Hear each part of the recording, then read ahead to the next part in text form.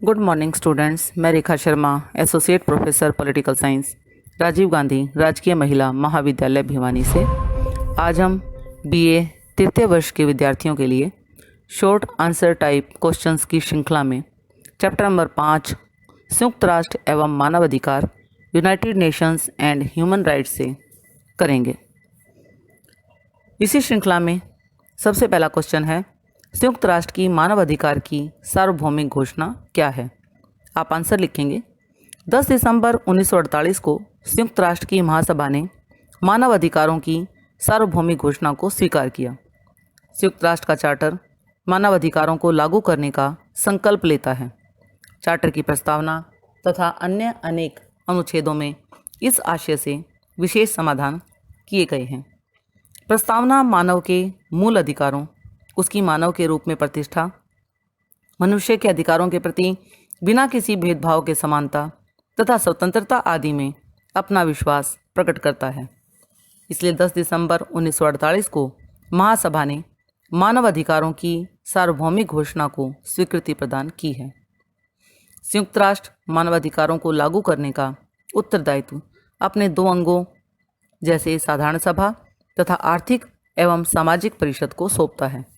इस व्यवस्था के अंतर्गत आर्थिक एवं सामाजिक परिषद द्वारा 1946 में मानव अधिकारों से संबंधित आयोग नियुक्त किया था। इस आयोग द्वारा मानव अधिकारों का एक घोषणा पत्र तैयार किया गया, जिसे 10 दिसंबर 1948 को महासभा द्वारा स्वीकृति प्रदान की गई। इस घोषणा को ही संयुक्त राष्ट्र मानवाधिकार घोषणा कहा जाता है।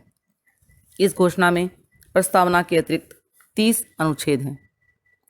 नेक्स्ट क्वेश्चन है, मानव अधिकारों की सार्वभौमिक घोषणा की कोई 2 विशेषताएं लिखें। आप आंसर लिखेंगे। मानव अधिकारों की सार्वभौमिक घोषणा की 2 विशेषताएं इस प्रकार से हैं। नंबर 1, मानव अधिकारों की सार्वभौमिक घोषणा एक विस्तृत प्रलेख है जिसमें सभी तरह के अधिकारों की व्यवस्था की गई है। आर्थिक, सामाजिक होने के साथ साथ कानूनी तथा राजनीतिक भी हैं।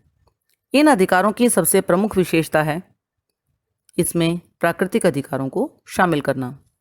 दूसरे नंबर पर, मानव अधिकारों की दूसरी महत्वपूर्ण विशेषता इस कथन में निहित है जिसमें कहा गया है कि इन अधिकारों को उपलब्ध करवाने में राष्ट्र किसी प्रकार का भेदभाव जैसे जन्म, नस्ल, जाति, धर्म, लिंग, भाषा, संप्रदाय आदि के आधार पर नहीं करेगा। इसके अतिरिक्त ये अधिकार स्वतंत्र राष्ट्रों के साथ साथ अधीनस्थ राष्ट्रों तथा क्षेत्रों के लोगों को भी उपलब्ध होंगे। नेक्स्ट क्वेश्चन है, मानव अधिकारों की सार्वभौमिक घोषणा में शामिल 4 नागरिक अधिकारों का वर्णन करें। आप आंसर लिखेंगे। मानव अधिकारों की सार्वभौमिक घोषणा में शामिल 4 नागरिक अधिकार इस प्रकार से हैं। नंबर 1, जीवन तथा स्वतंत्रता और सुरक्षा का अधिकार सभी व्यक्तियों को प्राप्त है। दूसरे नंबर पर, घोषणा में व्यवस्था है कि किसी व्यक्ति को यातनाएं नहीं दी जाएंगी, किसी व्यक्ति के साथ निर्दयी, अमानवीय तथा अपमानजनक व्यवहार नहीं किया जाएगा। इस घोषणा में यह भी अंकित किया गया है कि कानून के समक्ष सभी समान हैं तथा बिना किसी भेदभाव के सभी को समान सुरक्षा का अधिकार है। ये तीसरे नंबर की अधिकार है। चौथे नंबर पर, जीवन तथा स्वतंत्रता के अधिकार को विश्वसनीय बनाने हेतु घोषणा में व्यवस्था की गई है कि किसी भी व्यक्ति को दासता तथा अधीनता में नहीं रखा जाएगा। दासता किसी भी रूप में हो, इसका विरोध किया जाएगा। नेक्स्ट क्वेश्चन है, मानव अधिकारों की सार्वभौमिक घोषणा में अंकित 4 आर्थिक अधिकारों का वर्णन करें। मानव अधिकारों की सार्वभौमिक घोषणा में निम्न 4 आर्थिक अधिकार इस प्रकार से अंकित किए गए हैं। पहला है, घोषणा में व्यवस्था की गई है कि प्रत्येक व्यक्ति एकल रूप में अथवा दूसरों के साथ मिलकर संपत्ति रखने का अधिकारी है। किसी भी व्यक्ति को स्वेच्छा से उसकी संपत्ति से वंचित नहीं किया जा सकता। दूसरे नंबर पर, इस घोषणा के अंतर्गत सभी व्यक्तियों को काम का अधिकार प्राप्त है। इस अधिकार के साथ उसे अपने व्यवसाय को स्वतंत्र चयन करने, काम की उचित अवस्थाओं तथा बेरोजगारी के विरुद्ध सुरक्षा का अधिकार प्राप्त है। तीसरे नंबर पर, इस घोषणा में यह भी व्यवस्था की गई है कि समाज के सदस्य के रूप में प्रत्येक व्यक्ति को सामाजिक सुरक्षा का अधिकार प्राप्त है, परंतु ऐसे अधिकार व्यक्ति को उसके राज्य के साधनों के अनुकूल ही प्राप्त हो सकते हैं। चौथे नंबर पर इस घोषणा के अंतर्गत यह भी व्यवस्था की गई है कि प्रत्येक व्यक्ति को एक समान कार्य के लिए एक समान वेतन की देने की अधिकार प्राप्त है, तो वेतन के मामले में किसी व्यक्ति के साथ किसी तरह का भेदभाव नहीं किया जाएगा। नेक्स्ट क्वेश्चन है, मानव अधिकारों की सार्वभौमिक घोषणा में अंकित 2 राजनीतिक अधिकारों का वर्णन करें। मानव अधिकारों की सार्वभौमिक घोषणा के अंकित राजनीतिक अधिकार इस प्रकार से हैं। नंबर 1, मानव अधिकारों की सार्वभौमिक घोषणा में अंकित किया गया है कि अत्याचारों से बचने के लिए प्रत्येक व्यक्ति को दूसरे देशों में शरण प्राप्त करने का अधिकार है। दूसरे नंबर पर अधिकारों की घोषणा में यह व्यवस्था की गई है कि प्रत्येक व्यक्ति को राष्ट्रीयता का अधिकार होगा तथा किसी भी व्यक्ति को मनमर्जी से उसकी राष्ट्रीयता से वंचित नहीं किया जा सकता। नेक्स्ट क्वेश्चन है, मानव अधिकारों की सार्वभौमिक घोषणा की कोई 2 विशेषताएं लिखिए। मानव अधिकारों की सार्वभौमिक घोषणा की 2 महत्वपूर्ण विशेषताएं इस प्रकार से हैं। नंबर 1, मानव अधिकारों की सार्वभौमिक घोषणा की महत्वपूर्ण विशेषता 30 अनुच्छेद के अतिरिक्त प्रस्तावना में अंकित किया जाना है। प्रस्तावना में कुछ ऐसे महत्वपूर्ण कारकों का वर्णन किया गया है जिन्हें मुख्य मानकर ही महासभा ने इस घोषणा को ग्रहण किया था। दूसरे नंबर पर मानव अधिकारों की यह घोषणा निश्चित करती है कि अधिकार किसी विशेष राष्ट्र के लोगों के लिए हैं, वरन समस्त राष्ट्रों के सभी लोग इन अधिकारों के अधिकारी हैं। नेक्स्ट क्वेश्चन है, मानव अधिकारों की घोषणा की आलोचना के 4 कारण लिखिए। 10 दिसंबर 1948 को महासभा द्वारा ग्रहण की गई मानव अधिकारों की घोषणा की निम्नलिखित आधारों पर अवहेलना की गई है। नंबर 1, प्रस्तावना के अनुसार संयुक्त राष्ट्र के सदस्य इन अधिकारों तथा स्वतंत्रताओं को प्रभावशाली मान्यता देंगे, परंतु यह संभव नहीं है क्योंकि सभी देशों तथा सभी लोगों के लिए अधिकारों का समान स्तर उपयोगी सिद्ध नहीं हो सकता। दूसरे नंबर पर इस घोषणा की इसलिए भी आलोचना की जाती है क्योंकि ये घोषणा संयुक्त राष्ट्र के सभी सदस्यों के लिए बाध्यकारी नहीं है। ये केवल मात्र एक नैतिक घोषणा है जिसके पीछे कोई वैधानिक शक्ति नहीं है। तीसरे नंबर पर इस घोषणा की आलोचना का सबसे महत्वपूर्ण कारण है कि इस घोषणा में कर्तव्यों की कोई व्यवस्था नहीं है। अधिकारों के साथ साथ कर्तव्य भी अनिवार्य हैं। एक व्यक्ति अपने अधिकारों का उपभोग तभी कर सकता है यदि दूसरा व्यक्ति अपने कर्तव्य का पालन करता है। चौथे नंबर पर मानव अधिकारों की इस घोषणा की इसलिए भी आलोचना की जाती है क्योंकि इस घोषणा के अंतर्गत प्रत्येक देश की सरकार को अधिकार प्राप्त है कि सरकार कानून द्वारा इन मानव अधिकारों तथा स्वतंत्रताओं पर प्रतिबंध लगा सकती है। ये उचित नहीं है। नेक्स्ट क्वेश्चन है, मानव अधिकारों की घोषणा की प्रस्तावना का वर्णन करें। आप लिखेंगे, मानव अधिकारों की सार्वभौमिक घोषणा का आरंभ प्रस्तावना के साथ किया गया है।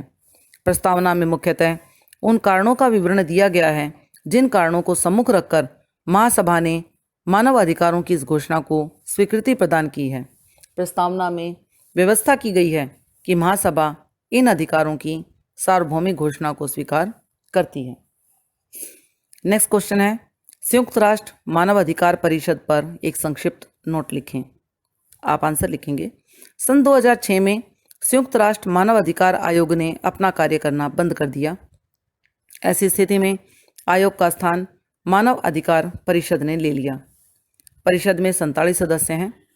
यह परिषद सीधे संयुक्त राष्ट्र की महासभा के अधीन रखी गई थी, इसलिए यह परिषद महासभा के आदेशों निर्देशों के अंतर्गत कार्य करती हैं। इस परिषद का पहला चुनाव सन 2006 में गुप्त मतदान द्वारा किया गया था। नेक्स्ट क्वेश्चन है, मानव अधिकारों के संबंध में भारत में प्रयासों पर एक नोट लिखें। भारत सरकार से पूर्व भी मानव अधिकारों का समर्थक रहा है। उसने दासता के युग में मानव अधिकारों के लिए संघर्ष किया था, इसलिए स्वतंत्रता प्राप्ति के पश्चात उसने मानव अधिकारों का जोरदार समर्थन किया। भारत ने स्वतंत्रता के पश्चात निर्मित संविधान के 3 अध्याय में नागरिकों के मौलिक अधिकारों को शामिल करके अधिकारों के प्रति अपनी प्रतिबद्धता दिखलाई। अधिकार केवल संविधान में अंकित ही नहीं किए गए, बल्कि इन अधिकारों की सुरक्षा के लिए कानून तथा न्याय व्यवस्था भी की गई। ये अधिकार देश के सभी नागरिकों को बिना किसी प्रकार के भेदभाव के दिए गए हैं। भारत सरकार ने मानव अधिकारों के संबंध में अपने उत्तरदायित्व को भली भांति निभाने के लिए अनेक आयोगों का गठन किया है, जिससे नागरिकों के अधिकारों को सुरक्षा प्रदान की जा सके। नेक्स्ट क्वेश्चन है, भारत में राष्ट्रीय मानव अधिकार आयोग का संक्षेप में वर्णन करें। आप आंसर लिखेंगे। भारत में राष्ट्रीय मानव अधिकार की आयोग की स्थापना 27 दिसंबर 1993 को की गई। राष्ट्रपति के अध्यादेश द्वारा इस आयोग की स्थापना की गई। राष्ट्रपति के अध्यादेश को प्रतिस्थापित करने के लिए लोकसभा ने 18 दिसंबर 1993 को मानव अधिकार विधेयक पारित किया। विधेयक पर राष्ट्रपति की स्वीकृति प्राप्त होने के पश्चात 8 जनवरी 1994 को ये एक अधिनियम बन गया, जिसे मानव अधिकार संरक्षण अधिनियम के नाम से जाना जाता है। इस अधिनियम उद्देश्य का राष्ट्रीय मानव आयोग, राज्यों में मानव अधिकार आयोग तथा मानव अधिकार न्यायालयों के गठन के लिए प्रावधान करना था, जिससे मानव अधिकारों तथा उससे संबद्ध अथवा आनुवंशिक मामलों को बेहतर संरक्षण दिया जा सके। इस अधिनियम के द्वारा भारत में एक राष्ट्रीय मानवाधिकार आयोग, राज्यों में मानव अधिकार आयोगों की तथा जिलों में जिला मानव अधिकार न्यायालयों की स्थापना की गई। हमारा लास्ट का क्वेश्चन है, एमनेस्टी इंटरनेशनल से आप क्या समझते हैं, संक्षेप में वर्णन करें। आप आंसर लिखेंगे। एमनेस्टी इंटरनेशनल एक गैर सरकारी संस्था NGO है, जिसकी स्थापना सन 1961 में लंदन में की गई थी। वर्तमान समय में मानव अधिकारों की रक्षा करने वाली विश्व की एक प्रसिद्ध संस्था है, जिसके कारण विश्व के अनेक देशों में इसकी शाखाएं हैं। इस संस्था का मुख्य उद्देश्य सन 1948 में संयुक्त राष्ट्र मानव अधिकारों की सार्वभौमिक घोषणा में अंकित अधिकारों की व्यवहारिकता को स्थापित करना है। यह संस्था विशेष रूप से 4 अधिकारों के उल्लंघन के प्रति विशेष ध्यान देती है। ये अधिकार हैं, नंबर 1 जीवन का अधिकार, नंबर 2 विचार प्रकट करने का अधिकार, नंबर 3 यातनाओं के विरुद्ध अधिकार और चौथा है मुकदमों की न्यायपूर्ण सुनवाई का अधिकार। नेक्स्ट हम कल 6ठे चैप्टर संयुक्त राष्ट्र तथा विउपनिवेशवाद का अंत के बारे में चर्चा करेंगे। धन्यवाद।